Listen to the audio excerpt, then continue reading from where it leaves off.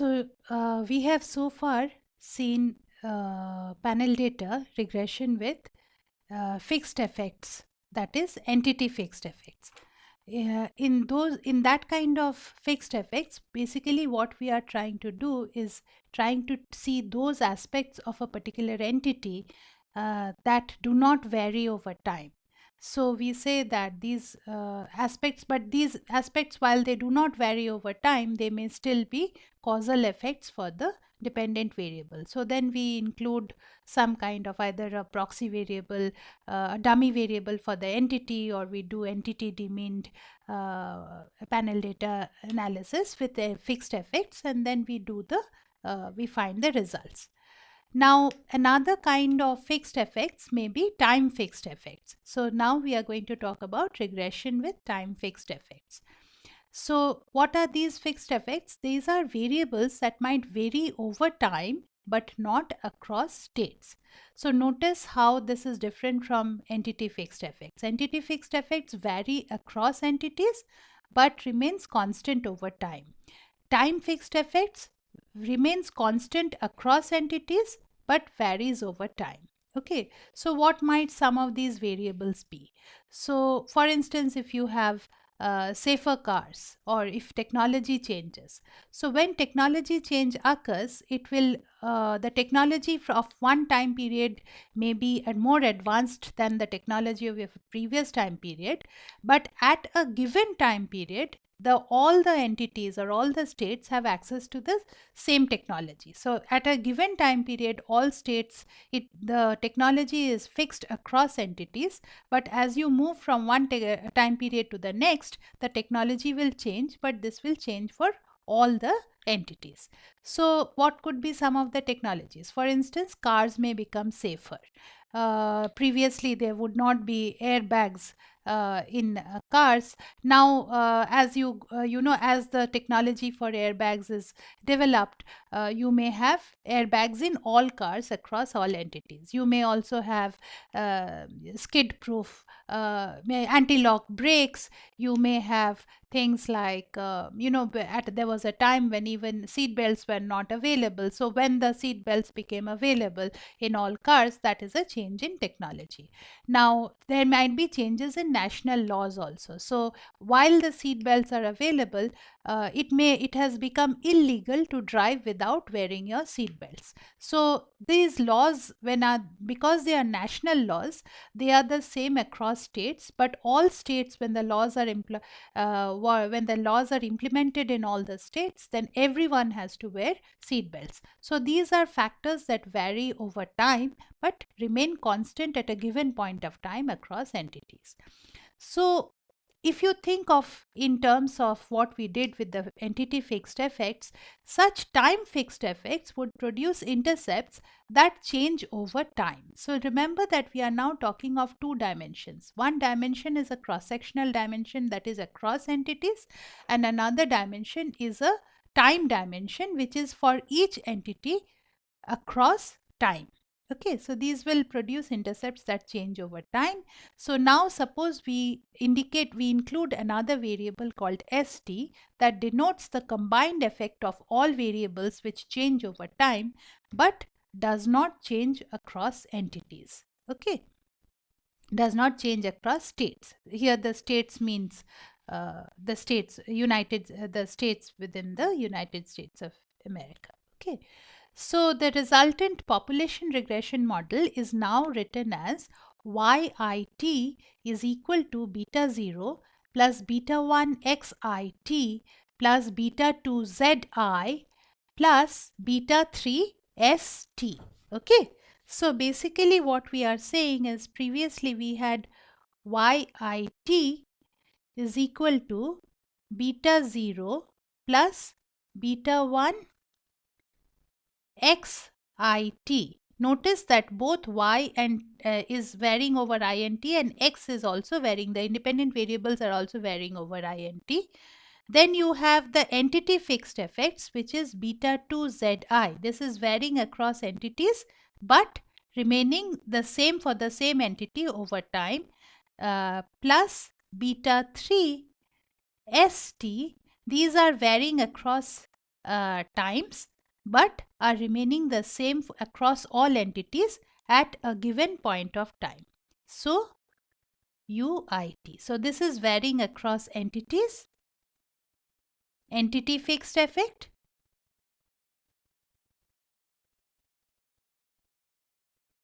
and this is varying across times. So you have time fixed effect. Okay.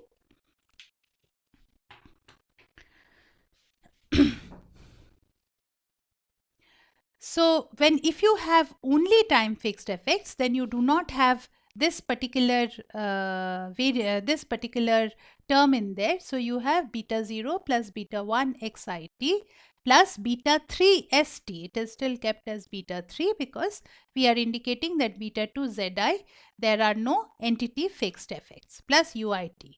So suppose you were to take this model, you could also write it as just like, if like we had substituted for the ith entity, we had substituted each different entities. Here for the tth time, we are substituting each different years. Okay, so yi 1982 is equal to beta 0 plus beta 1 xi 1982 plus beta 3 s 1982 plus ui 1982. Now the point is, if you were not comparing two different time periods, then this would be similar to the familiar cross-sectional data. Cross-sectional data, basically at a given point of time, you look at all the entities across the cross-section at that given point of time. In this case, that given point of time is the year 1982. Okay, but here, because we will be taking different years, we are saying we are recognizing that this equation is only for the year 1982, and further equations will come in due course. Okay, so now you have beta 0. So in this particular equation, you will notice that beta 0 plus beta 3 s 1982, these two are the constants in this equation. Okay, beta 0 plus beta 3 s 1982. These are constant. What is the only thing that is varying over here? I. Okay, xi is varying, yi is varying, the year is remaining constants. Beta 0 plus beta 3 s 1982 is the constant value, plus beta 1 xi 1982 plus ui 1982. In this intercept, there is a common intercept which is beta 0, and this part of the intercept is relevant only to the year 1982. Okay, so now you call, because this is relevant, this whole thing is relevant to 1982, you call this a different parameter. So you call it lambda 1982 plus beta 1 xi 1982 plus ui 1982, where lambda 1982 is beta 0 plus beta 3 1982. Similarly, if you were to substitute other years for the tth time period, you would have yi 1983, that is lambda 1983 plus beta 1 xi 1983. What was the equivalent in the case of entity fixed effect? We had alpha California, alpha Texas, alpha Massachusetts. Here you are having lambda 1982, lambda 1983, lambda 1984. So in that case, you are allowing the intercept to be different. In the entity fixed effects case, you are allowing the intercept to be different for different entities. Here you are allowing the intercept to be different for different time periods. Okay. So how can you formulate the regression with time fixed effects? Similar to the entity fixed effects, in entity fixed effects, you did n-1 binary regresses. In the time fixed effect, you can have t-1 binary regresses. So you could include t-1 dummy variables to indicate. So there would be a dummy variable for year 1982, there would be a dummy variable. So even over here, you drop one of the years, because if you include all the years, you will run into dummy variable trap. So you start, suppose you have data from 1982 I don't know what the data is from 1982 to 1988. You drop 1982 and you have the first dummy variable is related to, it takes a value of 1 when the year is 1982, and it takes a value of 0 when the year is 19 any other year. It takes a value of 1 when the year is 1983, and it takes a value of 0 for any other year. So you could either formulate it like this, or you could formulate it saying that there is a lambda t, the lambda t varies, this is the time effects formulation. So if you do like this, how do you estimate it? So if you remember, we had done, I don't seem to have those pages here. Okay. I will just write it again.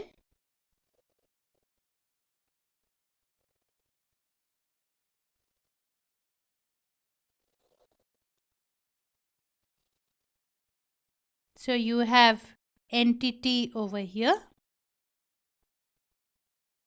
You have time over here. You have YIT over here.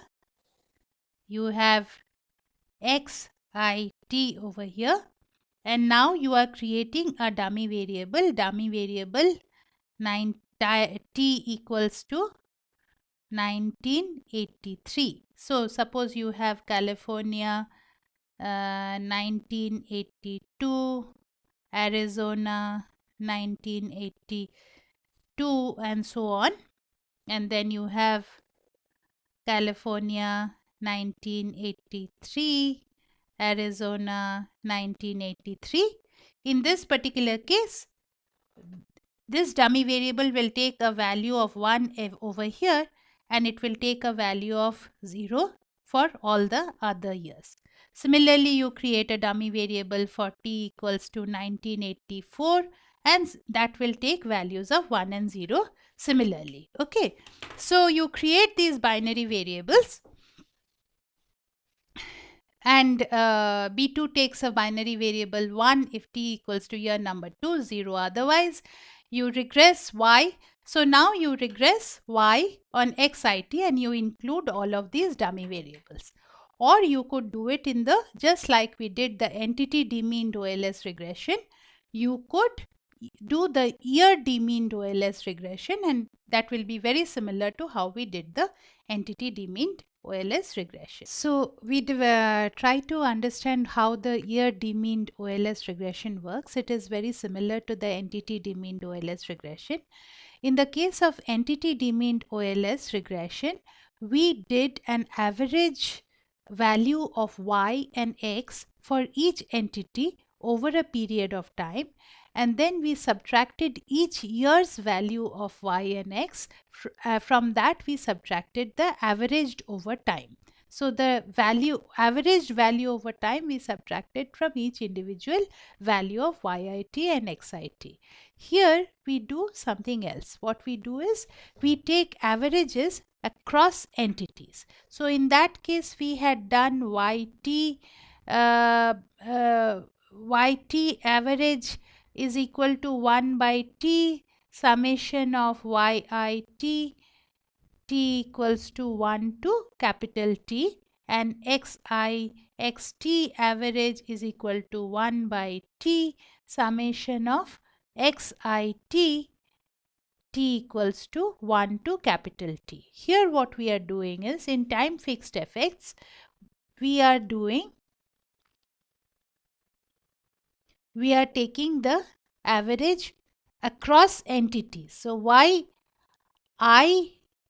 average is equal to 1 by n, because there are n entities.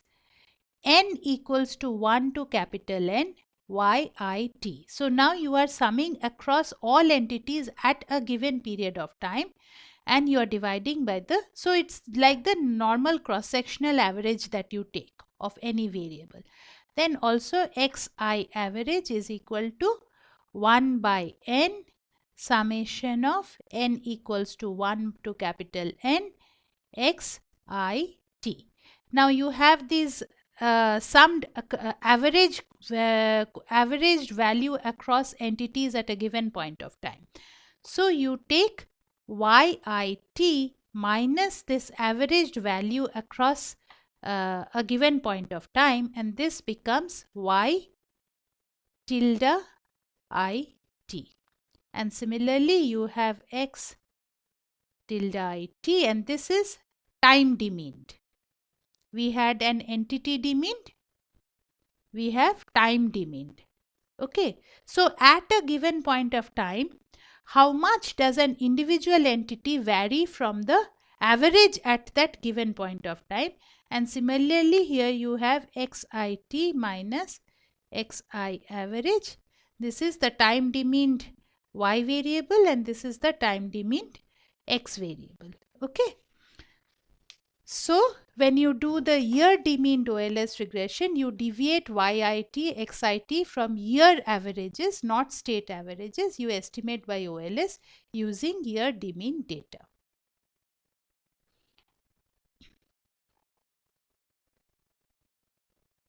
So when you want to estimate, suppose you have reason to believe that there might be both entity and time fixed effects, then you specify your model. Your model specification is like this: YIT is equal to beta 1 XIT. Y varies for the ith entity over for the tth time, X varies for the ith entity for the tth time, plus alpha I, that is a part of the intercept which is an indicator of a given entity but remains constant over time, plus lambda t, which is an indicator for a given time period but stays constant across entities in that time period, plus uit. So when t equals to 2, you compute the first difference. First difference means you take the second period minus the first period and you include an intercept. This gives exactly the same regression as including entity and time fixed effects. When t is greater than 2, you can either use entity demeaning t minus 1 time indicators, time demeaning n minus 1 entity indicators, or t minus 1 time indicators and n minus 1 entity indicators. In all three of these cases, you are including dummy variables. Here you are including t minus 1 dummy variables. Here you are including n minus 1 dummy variables for each entity. When you have too many entities and too many time periods, then you can do entity and time demeaning. You can create new variables which are entity and time demeaning, and you can regress on the basis of that. So this is how they have done it in for this particular example, and they have beer tax. They have created dummy variables for y83, 84, 85, 86, 87, 88. You will notice that they have left out y82, which is the reference category. So each of these coefficients is the coefficient with respect to y82. That is, the fatality rate in y83, the intercept is 0.08 less than what it was in y82. Here it is 0.07, what it was less than what it was in y82, and so on and so forth. Now, if you want to test whether there indeed were some time effects, that is, were there some effects which varied over time? Was there some technology which made cars safer? Were there laws that were implemented over time, as a result of which fatality rates in all the states went down? They might have gone down by different extents, but basically all of them went down. So if you want to do this test, whether overall there were any time effects, then you test the hypothesis that y83, the null hypothesis is that all of these coefficients are 0. Okay, that is the status quo. Now the alternate hypothesis is that at least one of these is not equal to 0. The way you do this test is by doing a joint hypothesis test, and the way you estimate the F statistic, you calculate the F statistic for that, and you find here that the F statistics is 4.22, and the probability that it would be so high is quite small. It is statistically significant at for 6 years, for 6 categories, and for it is statistically significant at 99% confidence level. Now we will briefly talk about another effect, which is called the random effect. So when we were talking of fixed effect, we said that each entity had certain other characteristics which were definite characteristics of those particular entities that affected the fatality rates in each of those states. Okay, so these are variables that cannot be overlooked, and hence we include the dummy variable for the state, or we use the fixed effect formulation. But suppose instead, in that particular case, you have taken all of the states that is the entire population, all the states in the United States. But suppose you are looking at doing a different kind of analysis where you randomly choose 1,000 individuals, or you randomly choose 1,000 households that you follow over time.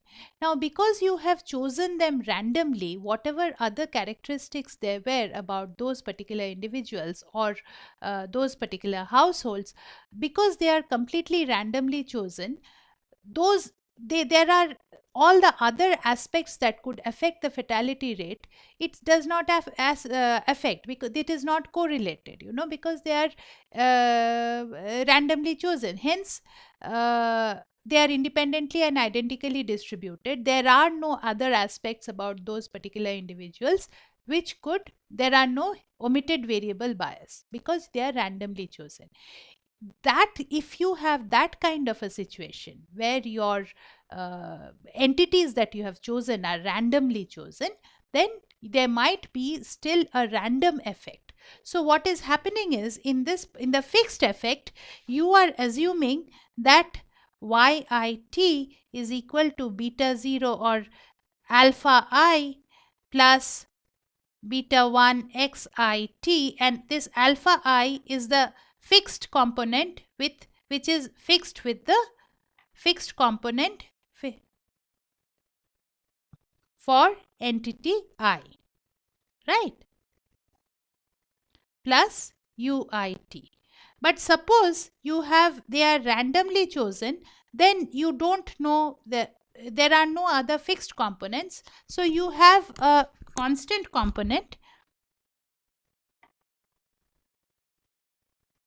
plus uit plus some random error which is associated with the ith component. So if this happens, this may happen, that there is some random associated, but it does not affect. There is no omitted variable bias because of that. So that kind of a model is called a random effect model. And in order to understand, so this is what we are saying: when the entities are chosen at random, the effect of not including the entity would not be correlated with the dependent variable, because they are chosen at random. Okay. Like the fixed effects model, random effects model has treatment effects tau I, which are random variables. So how do you find out whether there is a random effect, whether you should use the random effect formulation or the fixed effect formulation? You use the Haussmann test. Okay, so the Haussmann's test has the null hypothesis that there are in fact the effects are in fact random. So if you have an insignificant p-value, or if your p-value, so the null hypothesis is that your effects are all the effects that are associated with the entities are random. So if you get an insignificant p-value, then you use random effects. If you get a significant p-value, that means you reject your null hypothesis that the model has random effects, and you use fixed effects. So next we have the assumptions and standard errors for fixed effects regression. this is a little complicated because over here we have to introduce the concept of clustered standard error. We will skip this section for the time being, but basically we will just talk about the fact that the least square assumptions for panel data follows these four assumptions. One is that the expected value of error, given all the given that you have included all the different variables xi1 up to xit, and given that there and any fixed effects, the expected value of error, so whatever error you have left is uncorrelated with y, and so expected value of error is 0. Another thing is x1t, xit are IID draws from their joint distribution. Okay. XIT and UIT have finite fourth moments, that is, there are no big outliers, and there is no perfect multicollinearity between multiple x's. We will not discuss these assumptions in great detail because it is difficult to do it. One of the problems is, of course, that there may be some level of autocorrelation. So autocorrelation happens when you measure the same entity over time. Okay, so when you measure the same entity over time, uh, the value of the entity in time t plus 1 or t plus j will probably be correlated with its earlier value. So correlation of zt and zt plus j will not be equal to 0. So that means it is correlated with itself, and that is what is known as autocorrelation. Autocorrelation means correlation with itself. So covariance of zt and zt plus j is called as jth autocovariance. So there might be some autocorrelation between data, but that is something that we cannot exactly discuss it over here, but there might be some autocorrelation. Okay. Then you use something called clustered standard errors. We will not be discussing this either. Okay, finally we come to an application. We talk about the particular application that we have been discussing. So drunk driving laws and traffic deaths. Some facts are there are many traffic fatalities in the US.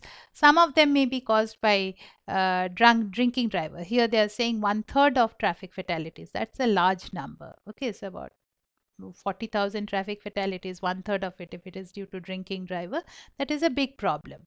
And they have found that people who are out late at night or early morning, 25% of drivers have been drinking, and a drunk driver is 13 times as likely to cause a fatal crash. So these are all the reasons why this particular problem has been looked at. What are the public policy issues? Drunk driving causes massive externalities. Externalities are things that happen when you do something and it affects someone else. So pollution is an externality. So what is the externality of drunk driving? Sober drivers are killed. They did nothing to deserve it. Someone else was drunk and they got killed. So this is an externality for the society. Society bears medical costs, so on and so forth. So there are big problems. So what are some of the policies? What are the laws? There might be a mandatory punishment. There may be a minimum legal drinking age, as we have said before, and there could be economic interventions. So this you can look at later on. The bill was introduced in honor of a 13-year-old girl called Melanie Powell, who died. Okay, so this is the bill for that. You can read it at leisure. So we look at the panel data set. These are the variables in the panel data set: traffic fatality rate, tax on a case of beer, minimum legal drinking age, minimum sentencing laws. So they have included all the other policy variables such as sentencing laws. Was there a mandatory jail time? Was there mandatory community service? Or was there only a monetary fine? The number of vehicle miles per driver. So, if you have certain states where the drivers are more experienced, it is possibly true that they will cause fewer accidents. And also data about the economic data about the state, such as real per capita income, etc. So, there might be potential omitted variable bias from variables that vary across states but are constant over time, such as culture of drinking and driving, quality of roads. This we have already discussed. There may be potential omitted variable bias from variables that vary over time but are constant across states, such as improvements in auto safety and cultural national attitudes towards drunk driving. If everyone gets more aware that drinking and driving is not a good thing, then we used time fixed effects. So these are some of the models that have been built. Model 1 to model 7. In model 1 you include only beer tax, and as you will see here, they have not included state fixed effects or time fixed effects, and there are no clustered standard errors. In model 2 they have included beer tax and state fixed effects but no time fixed effects. Here they have included both state fixed effects, and in all of these models 3 to 7 they have included both state fixed effects and time fixed effects. From model 3 to 6 they have included all the years data, 82 to 88. In model 7 they have included only 2 years data, that is 82 and 88. This is the changes specification. You can do it through the changes specification. If you look at the adjusted R squares, you will notice that the adjusted R square for the first model, where you do not include panel data, state fixed effect or time fixed effect, it is very, very low. This indicates that possibly it is important to include both state fixed effects and time fixed effects. But the minute you include state fixed effects, the adjusted R square jumps to 0.889, and after that there is a little bit of improvement but not that much of improvement. So there are huge amounts of state fixed effects. There are some time fixed effects. So this is the fourth model. Let us look at what they are including in the fourth model. So here they are including beer tax. Here they are including 3 dummy variables.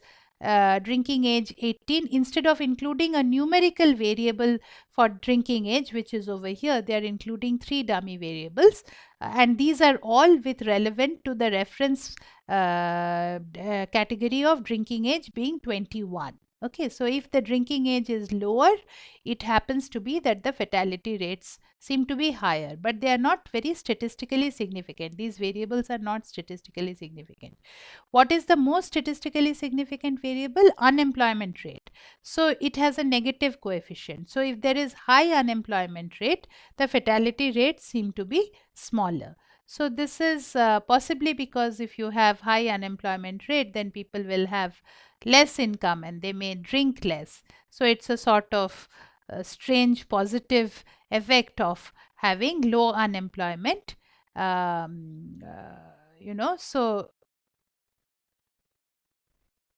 if unemployment rate is low, that means more people are employed.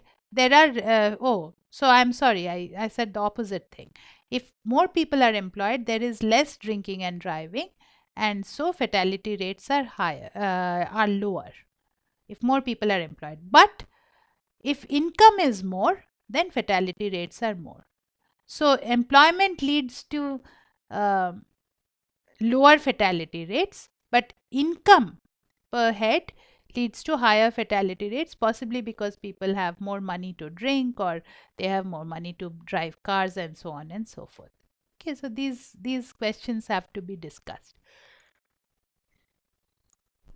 So these are the main results. Sign of the beer tax coefficient changes when fixed state effects are included. As you can see, the sign changes from 0.36 to minus 0.66. So huge omitted variable bias was there. So you should include the state fixed effects. Time effects are statistically significant, but including them doesn't have a big impact on the estimated coefficients, neither does it have a big impact on the adjusted R square. Estimated effect of beer tax drops when other laws are included. So as you can see that actually some of the other laws may actually be have a better effect on reducing fatalities. So the only policy variable that seems to have an impact is the tax on beer, not minimum drinking age, not mandatory sentencing, etc. However, beer tax is not significant even at the 10% level. Okay. So which once you control for state economic conditions, beer tax is not significant. Um, so this is what the things are. What are the threats to internal validity? Omitted variable bias, strong functional form. These things we will talk about a little bit in assessing regression models, which is another lecture we will do. So we will not talk about uh, this digression. So what are the advantages and limitations of fixed effects regression? You can control for unobserved variables which vary across states but not over time.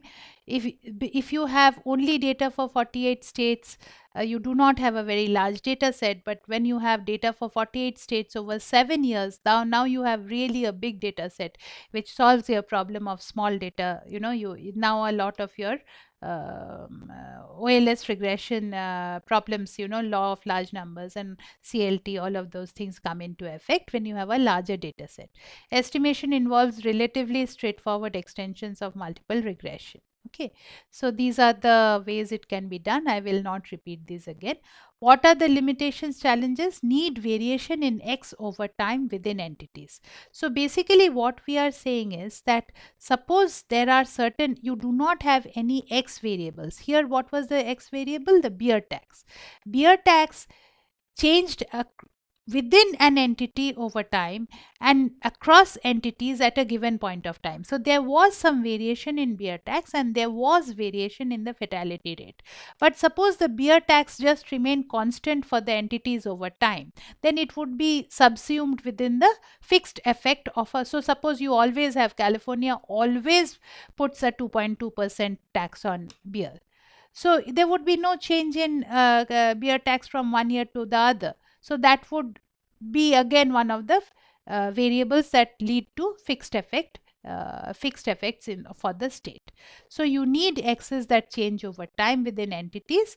Time lag effects might be important. So lag effects means the change how many so you are here we are looking at for a given period of time at that period of time, but maybe the previous year's beer tax has an effect on this year's fatality rate, which is quite possible, right?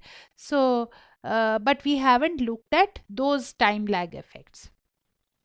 So here this is where we end the lecture, and hope you were able to understand everything about panel data.